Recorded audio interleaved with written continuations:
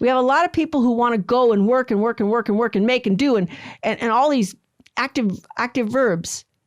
But who wants to come and be in the presence of the Lord and be filled with the Lord? If we're going to communicate God and his love to others, are we even in communication with God? Do we even know him? How can we communicate him whom we don't know? How can we give what we don't have to give? You know, if I have an empty glass and I offer it to somebody, there's nothing there, right? So we want the Lord to fill us, and we invite the Lord to fill us. And the Lord invites us first to come and see. Well, how do we do that? How does that look? Well, prayer. We have to pray. Prayer is the work of faith. Do you believe that God exists? Well, that he exists is not an article of faith. You don't need faith to know it. But if you believe it, if you do have that faith that God is God and I am not, that he is the maker of all things, that he is truly good. And I really want to emphasize, God is good. People get confused about the goodness of God because they look around them and they see so much evil and they say, obviously God made this. As a matter of fact, I remember once carrying on what do you call it on Facebook, a dialogue kind of thing with a younger person, much younger than myself. And the person was saying, well, God invented abortion. And I'm like, whoa, where did you get that? Well, God made everything that is. So if God made everything that is, he made abortion, right? Well, no. God didn't make death. God didn't make sin. Everything that God made was good. Go back and read the first chapter of Genesis. And God saw that it was good. And when he made man, God saw that it was very good. God didn't make evil men. He didn't make evil. Everything that God made is good. Evil, as a matter of fact, is the rejection of goodness. Evil is rejecting God. And that's what God made the angels first. And when he made the angels, they were all good. And none of them saw the face of God right away. They had mystical knowledge of God. They knew that God had created them. They knew that he was all good. They knew that their eternal happiness depended on knowing him, loving him, and serving him, to doing his will, and to saying yes to him. And then he gave them a test. And in that test, according to the teaching of the church, God showed them that he intended that his son, the second person of the Blessed Trinity, would become man. A creature who would be a spirit and yet at the same time would have clay. And the angels were like, well, we're pure spirits. We have pure intellect. We don't have all this confusion of the body and the emotions and God said, you're going to serve him. And Lucifer, the highest angel, Lucifer, the light bearer, said, I will not serve. His pride, he was cut to the quick. And Thomas Aquinas asked, he said, well, how? Lucifer knew that if he rebelled against God, he would never have any happiness. How could he do this? And he said, well, there's ends towards which we tend, and there's ends from which we run. So if I see a good thing and I want it, I want to win the race, I practice hard and I discipline my body to win the race. But, and if I want to buy this house because I need this house for my family, I work very hard and I save the money. That's a good end. It's an end toward which I'm going. But then if I'm trapped in a building on the 10th story and all the stairwells are on fire and I can't get down and there's only one way out, there's a window and I could jump. It's like, but if I jump, I'll die. But maybe not. Maybe I won't die in the plunge. Maybe someone will catch me. Maybe there'll be one of those safety nets down there and the firemen are down there and they're going to catch me. So you're not jumping out of the window to kill yourself. You're jumping out of the window to get away from the fire. And in the plunge, if there's no safety net to catch you, you're going to die. So Satan, he wasn't tending toward a good end.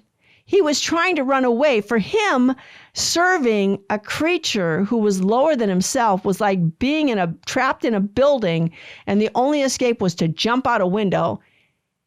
But there was no safety net for him, because when an angel makes a choice, that choice is irrevocable. And he said he would not serve. He says no to God.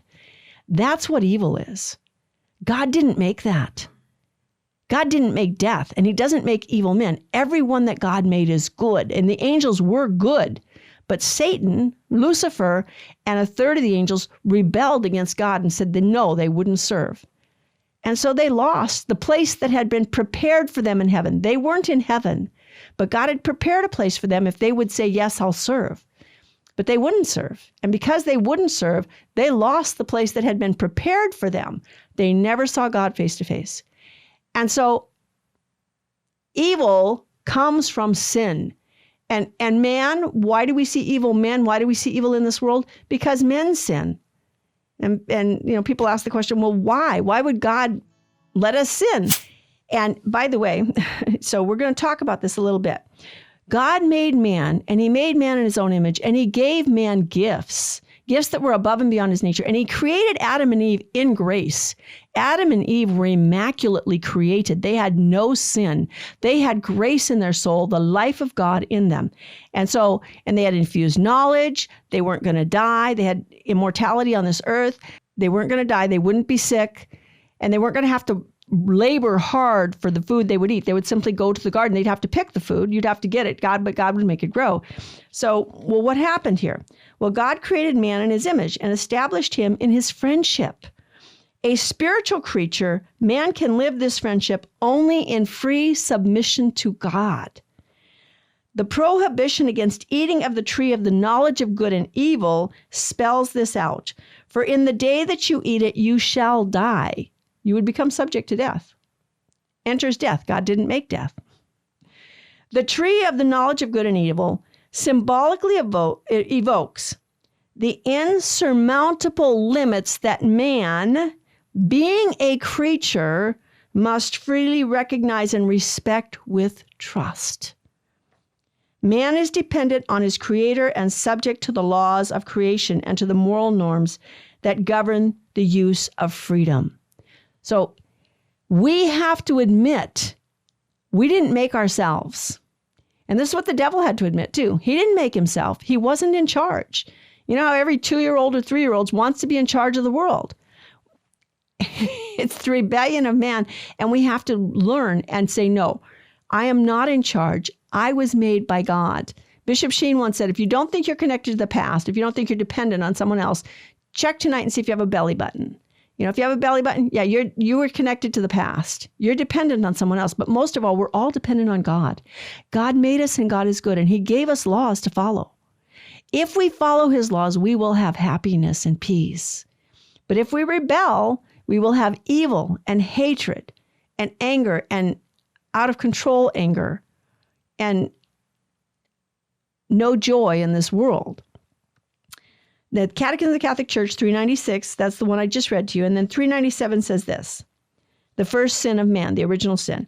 Man, tempted by the devil, let his trust in his creator die in his heart. And abusing his freedom, disobeyed God's command. When we sin, we are abusing freedom. That's not freedom. Sin is not freedom. Sin is an abuse against freedom. God made us to love him. And in order to love him, we have to be free. But true freedom is doing what we ought. And as God's creatures and as his very dear children, we should love him and obey him and trust him because he's a good father who only does good. This is what man's first sin consisted of, disobeying God's command, abusing his freedom. All subsequent sin would be disobedience toward God and lack of trust in his goodness. So man preferred himself to God, and he scorned God. The same thing Satan had done. Satan tempted him, but that was a free choice Adam and Eve made. They freely made that choice. God made them for love. He made them to come and see, to come and rest with him, to know him and to love him and to serve him. God didn't make evil. And I really want to emphasize that because there's this confusion and the devil plays on our imagination. He can also, try to get us to look at all the evil in the world around and say, oh, you see, God is evil. God is bad. God didn't make all this. Sin is evil and sin is rebellion against God. So for those of you out there who have been treated unjustly, maybe you had someone who beat you up when you were a kid, or someone who molested you when you were a child, someone who abandoned you, someone who lied to you, someone who broke your trust, who wasn't faithful to their promises. All of that tends to make us believe that that's how God is, but that's not God. That's sin and the devil. That's the world, the flesh, and the devil, who all rebel against God. We have to turn back to God. And Jesus, in the 14th chapter of John, tells us, I am the way, the truth, and the life. Bishop Sheen once said, "Without the way, there is no going. Without the truth, there is no knowing. Without the life, there is no living." Jesus is the way. Jesus is the truth. Jesus is the life. If we want to be on the right path, we follow Jesus.